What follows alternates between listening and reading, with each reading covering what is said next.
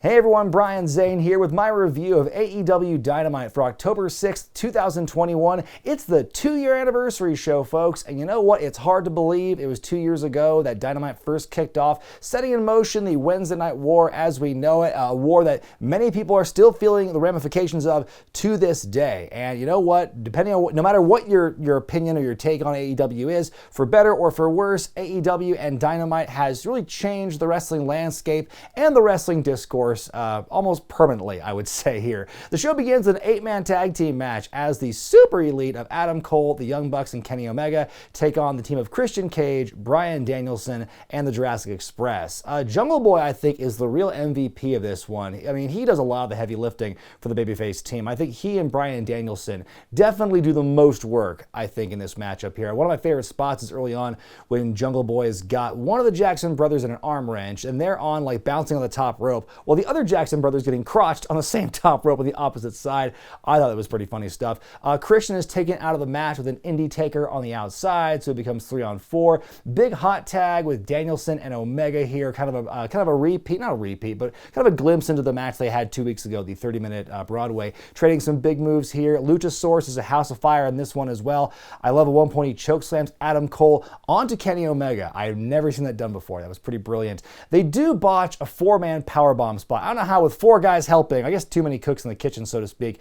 I think Luchasaurus kind of sandbagged it, and I don't think Kenny was a great post, but the whole thing came tumbling down. It looked really ugly, and they recovered well enough. You've got a 4-way BTE trigger on Jungle Boy for the Super Elite to win. I'm sorry, the Super Elite. I thought this was a very fun, exciting opening match, with all those typical players that like to do exciting things. The powerbomb spot sucked, but I thought everything else besides that was a-okay. We hear from Jon Moxley, who's going crazy here. He's burning the candle at multiple ends. He mentions he's got a 3-year-old at home, which he's driving him crazy. He's dealing with all the people in AEW who want to beat him up. He's ready to fight in Philadelphia. It's a crazy city. And speaking of promos, CM Punk makes his way out to the ring for one of his own. He talks about how he lived in Philadelphia for a while in the early 2000s to wrestle. Talks about how great it feels to be back in the wrestling community again. Very kind of similar in certain parts to the other promos he's been cutting since he came back, honestly. But then he talks about asking the crowd if they want to see him wrestle or if they want him to buy everyone in the arena cheesesteaks. And there's a bit of a mixed reaction at first, but eventually the crowd settles on wrestle. Fine, I can respect that. You can get cheesesteaks on your own anytime, I guess, when you're in Philadelphia.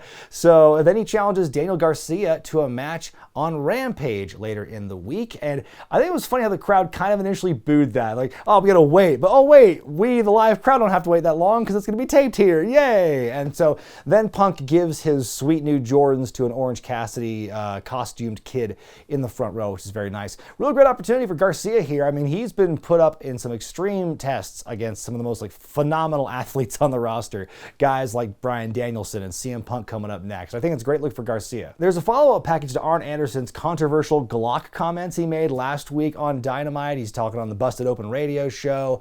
And then we see him outside Cody and Brandy's house burning a bunch of stuff in a barrel. And that catches the attention of Cody on the porch. He makes his way down there. And basically Arn's telling him, you've been so preoccupied being an actor and being a reality TV star, you've forgotten what this is all about and what our whole mission is here. So he wants Cody to burn his his fancy possessions, his suit, his tie, his all this stuff. And Cody's like, come on, Arn, I get it. You don't have to do this. And then Arn slaps him in the face and makes him do it. I'm surprised he didn't pull his gun out on him. Honestly, keep that trend going. So that's where that ends. I love the fact that this storyline is about Arn's resentment to Cody for keeping his eye off the ball and focusing on being a reality TV star.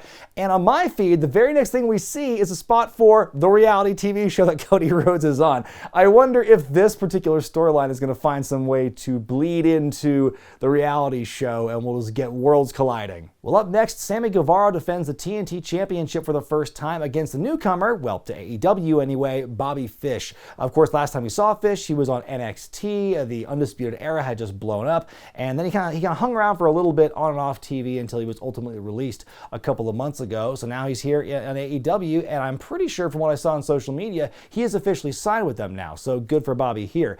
I liked the picture-in-picture promo before the match where Sammy is with Fuego del Sol. He says, I'm a man of my word. word, Fuego, got you a new car with the money I made from the championship. Fuego immediately wants to trade it in for a title shot, but there's a joke and they laugh it off. Early on, Fish knocks Sammy off the ropes and gets a little bit too bounce happy on those things, begins to take over. Some good stuff here. I like the finish when Bobby goes for a big kick. Sammy ducks it and catches him on his shoulders, hits the GTH to win. I also love just how much Bobby's body just like splayed out and sold that impact as well. So after the match, after Sammy's successful defense, you've got Scorpio Sky and America Top Team with Danny Lambert. They all just beat the piss out of this poor kid, Sammy, in the ring. And you've got Fuego del Sol trying to make a save, but he gets beaten down. Chris Jericho and Jake Hager make the save to that, and he gets his music as Jericho, and the fans like sing along while the beatdown's happening. It was almost kind of very shades of New Jack going on with that. And then like the song continues until Lambert finally talks after the beatdowns, or after the chase off has happened. He has the fans just finish. They could get on, go, get out of your system, get the whole song over with. I thought that was pretty funny. And man, Dan Lambert has got heat in Philadelphia. They were booing him the entire time he was talking, to the point where I wasn't really noticing what he was saying. He does challenge the Inner Circle to a 6-man tag match next Saturday on the special episode of Dynamite from Miami, because he says South Florida is America's Top Team's home base. Challenges the Inner Circle to a match against Men of the Year and Junior Dos Santos, and Jericho responds. He accepts the challenge and says they're going to beat the living shit out of them, and JR with a great line in response to that: "Oh, that's the worst of all, the living shit." The Acclaimed cut a promo backstage on the Lucha Brothers. They want a shot at the tag titles. That match is going to happen on Rampage Friday. And then back in the ring, it's time for Tony Khan's big announcement. But let's be honest here, it's really Tony Schiavone's big announcement, because Khan's nowhere to be seen in this thing. Schiavone's doing all the work with the microphone and the actual announcing. So he announces that there's a new singles championship for the women's division. It's the TBS championship, and Aubrey Edwards is there to reveal it. It's got a very similar basic structure, basic design to the TNT title, but the logo in the middle is obviously different, and it's a blue ribbon now instead of a red. And that's the announcement, basically. And there will be a tournament to decide the new first champion. This was rumored a couple weeks ago it was going to happen, and ultimately confirmed tonight. And I'm going to say the same thing now as I said in my podcast about this rumor a couple of weeks ago, you know, the hypothetical if this happens. I just don't know if the women's division right now in AEW is robust enough to have two different singles championships, unless one will be defended exclusively on Dynamite, like when it moves to TBS, and like one will be on like Rampage or whatever. Then how do you differentiate that? The World Championship, the TBS Championship. It just seems like maybe the TBS title will be defended more on television. I just don't think, like, it's just when the women as it is have a hard enough time like getting that airtime, getting that programming, it seems weird to have two singles titles for it. I think you could easily make a tag team championship for the women's division in AEW right now. There are certainly enough ladies there that you could put into teams and make that work. I mean, maybe I'm wrong. Maybe I'm overlooking a lot of other ladies. We saw a smattering of ladies later in the show, like Jade Cargill and Sky Blue and Thunder Rosa, all talking about being in the women's title tournament or the TBS title tournament. So like those ladies are there, but you already have, and Ruby Soho as well, I forgot to mention, but you've already got these ladies competing for one singles women's title. Is two gonna muddy the waters? That's my biggest concern about this. That's all I have to say. What do you think about this new championship? Let me know. There's a pre-taped interview backstage with Jim Ross talking to Darby Allin. He wants to know about MJF's comments last week and his match with Camarado coming up, and of course, you know, the story of the face paint, which has been brought up before in AEW like lore and canon, but this is just a video where they kind of bring it back up and just kind of remind you what it's about and what Darby's origin story is, about him being in the car crash with his drunk driving uncle at 5 years old, and you know what the face paint represents and what the tattoos represent. Talks about how how MJF will never break him mentally or physically. We then go to the match with Darbs and Nick Camarado of the Factory. I love how Darby starts off hot here. He does his pose in the turnbuckle, then just dives off it onto the Factory here.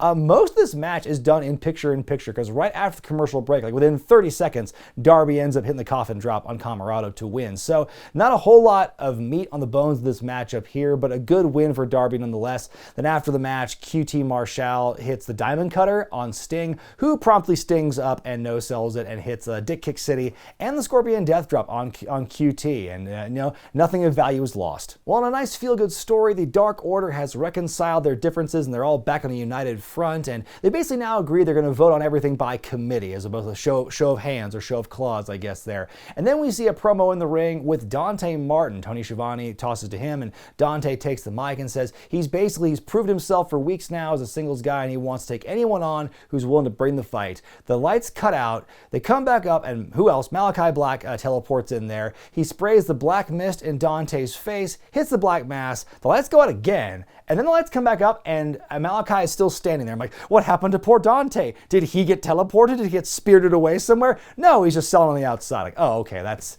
better, I guess. I'm glad to see that he's safe and not in some alternate dimension or whatever. But Malachi gets on the mic and says the House of Black accepts, and there we go. That should be a great match. Malachi Black and Dante Martin, I'm excited for that one. The FTW champion, Ricky Starks, is in the ring, and he puts over the history of the championship there in Philadelphia and how Taz kind of built that belt up. He says he wanted to challenge Brian Cage to a Philadelphia street fight tonight, but Cage didn't show up to work. But Psyche did, because he interrupts and he runs down to the ring and beats up Ricky for a bit. Then Hobbs and Hook save Ricky, and that's the segment there. I mean, God, if you're going to give this feud TV time at all, can you at least dedicate more than 1 minute to it? And that seems like kind of a weird thing for this is the Philadelphia show, and you're going to have the FTW title there. It feels kind of a lip service thing more than anything. We get the promo video I talked about earlier with the different ladies talking about the TBS championship, and then we go to Hikaru Shida versus Serena Deep, where if Shida wins, she will score win number 50, and they even have a nice little commemorative glass trophy plaque thing to give to her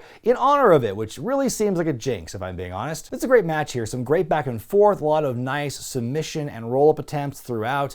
There's a moment earlier in the match where Sheetah gets the chair out so she can run and jump off out on the outside, but then Serena grabs a chair, closes it up, and makes direct eye contact with her. She throws it back into the ring. No time for that shit. Deeb is getting a bit more, more of a healer side to her in this match. She's getting more desperate, getting more aggressive and physical at times, a little more cheap too. She's like a chop block at one point, an eye rake at another point here. She hits the detox, but Sheetah kicks out, but then she puts Hikaru in a leg lock, which makes her tap out. So that's a bit of a twist there. Sheetah does not get that kind of foregone conclusion, the 50th win, that eludes her grasp. And then Serena, she wins the match, takes the trophy, and hits Sheetah in the head with it. And there you go, right there. That the jinx was real. And I was surprised by this, honestly. I assumed that she was going to get the 50th win and rah-rah, and there we go. But no, we actually have some build and intrigue to this now, because Serena has effectively turned heel, and she's going to prevent Sheetah from getting that 50th win. And I like that now. There's a chase there. There's something for her. And finally, we have a storyline for the ladies that's not focused on the championship, and it has long-term potential. Backstage, Alex Marvez tells Darby Allin that MJF has asked for a match against him on Dynamite next week. Darby accepts, then suddenly a stretch SUV pulls up in front of him. A group of guys in ski masks, very obviously the Pinnacle, jump him and just beat the piss out of the poor guy. And Wardlow hits an F10 onto some steel barricades and everything, just totally laying him out. And then MJF with the punches on top at the end. The MJF, guy in the mask, clearly MJF.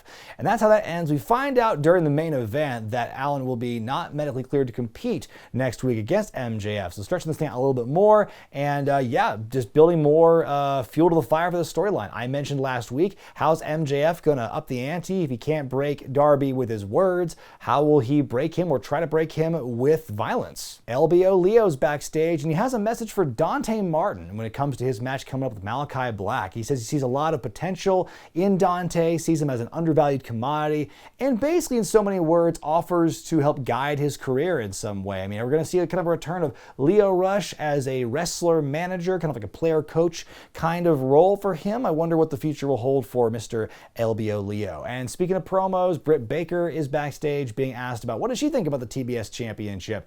And she's kind of relieved because she says no longer will these jealous bitches, fight against me for the belt. They can fight amongst themselves for this new title. And she says, I will watch from the top.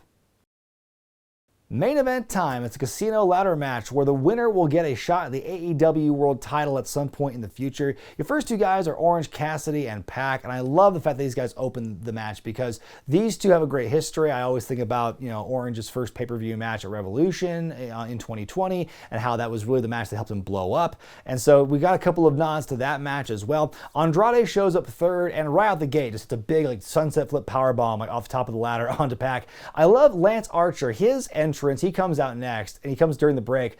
You know, his running gag of like beating up some poor extra on the way to the ring. This time he's just got one of them on his shoulders, and he throws him into his opponents, and like he and Moxley then show up. Moxley is the last official participant, by the way. Matt Hardy's in this thing too. There's a lot of stuff going on here. It's gonna be really impossible to call all the different things, but all these guys are in it. Moxley and Archer brawl a lot in the crowd for a while. Orange tries to climb the ladder, the ladder was like wrapped around Archer's head and neck area, which was impressive. The Joker, the final entrant in this match, is Hangman Page. We have not seen him in several months since he got beat up by the Elite and was written off to go be there for the birth of his child. And so he's written out of that world title match, replaced by Christian Cage. And here we are now. Page is back. The crowd, that pop for Hangman Page when he comes back. My God, it was impressive. Andrade falls off the top rope and crashes into a ladder bridge on the outside. Page hits a deadeye on Pac off the top of a ladder through a table. Holy shit, that was impressive. Matt Hardy hits a leg drop to Orange off the top of the ladder through a table on the outside. We're down to Moxley and Page at the top of the ladder. They're trading punches. Moxley just like falls. He's just like done. He's off the thing, and Page climbs the ladder, makes himself famous, as JR said on commentary, grabs the chip and wins. So kind of like back to where we started before he was written off. Now Hangman Page has got another title shot in the bank against, you know, Kenny Omega. We can continue that storyline. I mean, that was just a great, wild, violent match, a cool return. Like I went into it kind of with no conception or no guesses of who the Joker was going to be. I always try and keep the speculation like that to a minimum, so I'm always, you know, pleasantly surprised. Sometimes I like to be. In this case, I was. I thought it was great that Page came back, and a very emphatic win. Like I said, we were back on that story with he and Omega. Very much yes. A very strong way to kick off year 3 of the show. I love the stories that we got on this show. The story with MJF and Darby, with Arn and Cody, with Hikaru Shida and Serena Deep, Hangman's big return and the way he came back in that strong fashion to win the ladder match. And you know, the only thing I didn't like about this show, and one of the things I don't like about the Dynamites I'm reviewing lately, is just how little attention like they give Team Taz and that whole feud, the Ricky Starks, Brian Cage thing, attention, but they don't do much with it. It's like it's there and it's gone. Like I just hope that we can get a resolution to this thing soon, because I'd rather we just get this thing over with than them just kind of like teasing us with like 60 to 90 second segments every week about, oh, they're gonna fight and it gets pulled apart. Like, do something better with that. But what did you think of the anniversary show, folks? Let me know in the comments section below. And a quick programming note: since next week's Dynamite is going to be on a Saturday and I typically don't work weekends, that means sorry, there's no Dynamite review happening next Saturday. I apologize. I hope you understand. I hope this is not a repeat of the All Out debacle from last month, but be that as it may, I will try and put something else, some other kind of video in its place that week to make up for, you know, the deficit made up by the loss of a Dynamite review. I hope you understand. But until then, folks, I'm Brian Zane, and I'll see you next time.